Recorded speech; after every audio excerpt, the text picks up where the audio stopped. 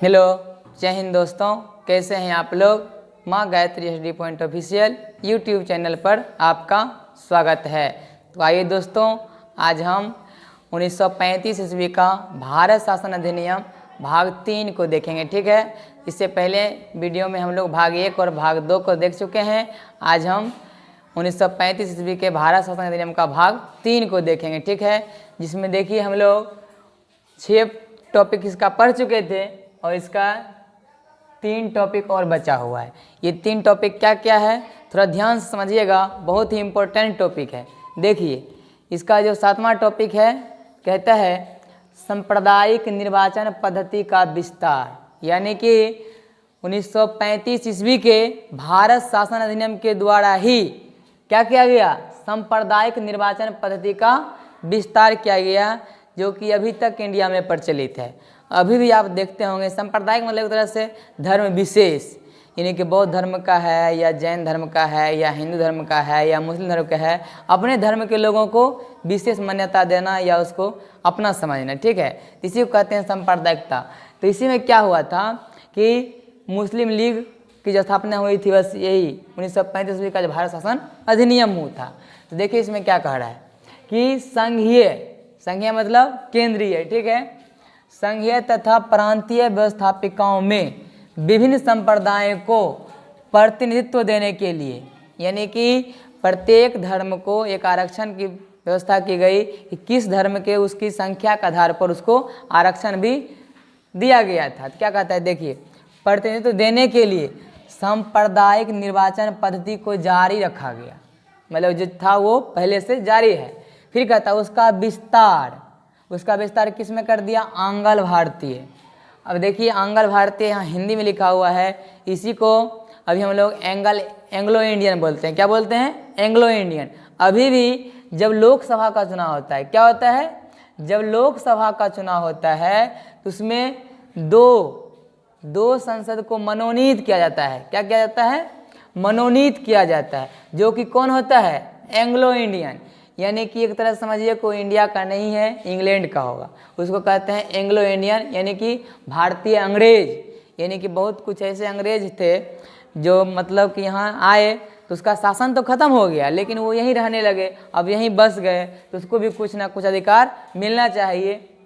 इसीलिए राष्ट्रपति के द्वारा ये संविधान में प्रावधान किया गया कि राष्ट्रपति के द्वारा 2 भारतीय अंग्रेजों को भी संसद के रूप में मनोनीत किया जाएगा। तो ये कहा कि एंग्लो भारतीय, उसमें कौन कौन कहता है कि भारतीय ईसाई। अब देखिए ईसाई अपना इंडिया का है नहीं, इंडिया में मुख्य रूप से हिंदू मुस्लिम सिख इस तरह से रह रहा है, लेकिन ईसाई इंडिया का नहीं है। लेकिन जब से अंग्रेज का शासन हुआ था तो यहाँ ईसाई भी आ गया था, तो उसको भी अधिकार हम बता रहे थे, इंग्लैंड ने दिया। फिर कहा कि यूरोपियनों या जो मान लीजिए कि यूरोप के महादेश से आया है, या हरिजनों के लिए भी, हरिजन किसको कहा गया है, तो इंडिया में SC ST के कैटेगरी को क्या कह दिया, हरिजन। ठीक है, हरिजनों के लिए भी ये व्यवस्था सांप्रदायिक निर्वाचन पद्धति के विस्तार में रखा गया। अब देखिए इसके 8वां पॉइंट को देखते हैं। 8वां पॉइंट में कहता है कि इस अधिनियम में प्रस्तावना का अभाव था। प्रस्तावना का मतलब समझते हैं, एक तरह से उसका सारांश, निचोड़। जैसे मान लीजिए कि आप कोई बुक उल्टाएंगे ना, तो उसका सबसे पहला पेज में जाएंगे ना, तो हाँ भूमिका या प्रस्तावना के रूप में लिखा हो रहता है। यानी कि अगर उस पेज को आप पढ़ लेंगे, ठीक है, ओनली फॉर उस पेज को आप पढ़ लेंगे, तो आपको पता चल जाएगा कि ये बुक जो है कह क्या रहा है, यानी कि इसमें किस चीज़ की कहानी दी हुई है। ठीक उसी प्रकार ये जो अधिनियम था, अब मान लीजिए कि अभी सिर्फ इसको शॉर्ट करके पढ़ रहे हैं, इसका 9 पॉइंट है, ठीक है। लेकिन जब ये पारित किया गया था 1935 का भारत शासन अधिनियम, तो वो 1-2 पेज का नहीं था, ये 10, 15, 20 पेज से ऊपर का था। तो इसका निचोड़ करके यानी कि ऊपर में प्रस्तावना यदि दिया हुआ होता कि ये इसमें आगे क्या सब किस तरह सिस्टम है, तो वो चीज़ इसमें दिया हुआ नहीं था। इसीलिए कहा गया कि इस अधिनियम में, किस अधिनियम में, तो 1935 ईस्वी के भारत शासन अधिनियम में प्रस्तावना का अभाव था, यानी कि प्रस्तावना का पृष्ठ नहीं था।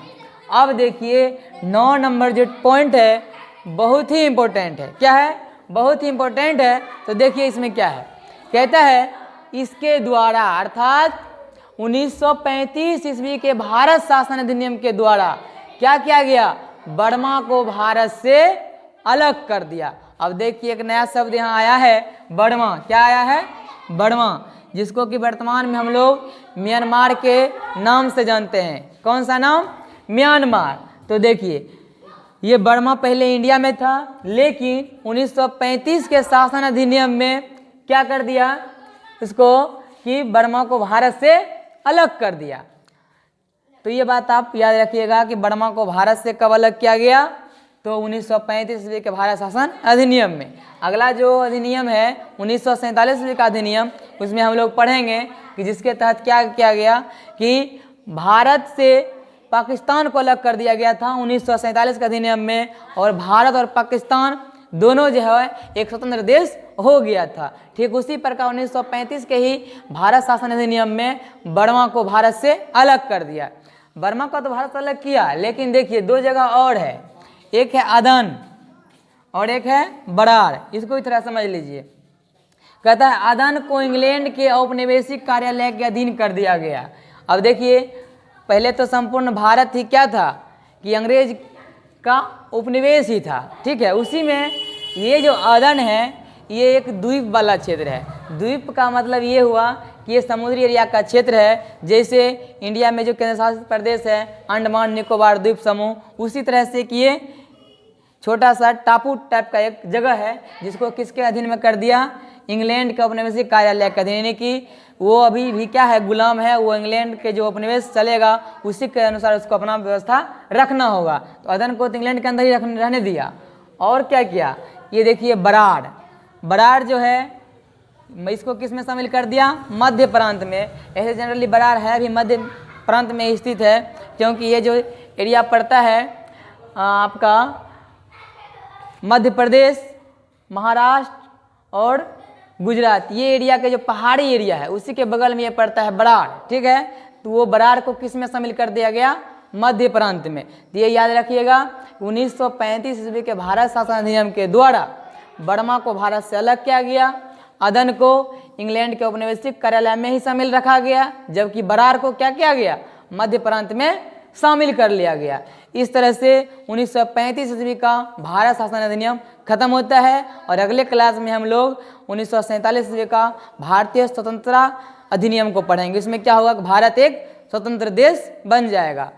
तो आशा करते हैं दोस्तों कि ये वीडियो आपको अच्छा लगा होगा। यदि ये वीडियो आपको अच्छा लगा हो तो प्लीज़ माँ Gayatri study point official YouTube channel को लाइक करें, सब्सक्राइब करें, शेयर करें, बेल आइकन को दबाएं। धन्यवाद।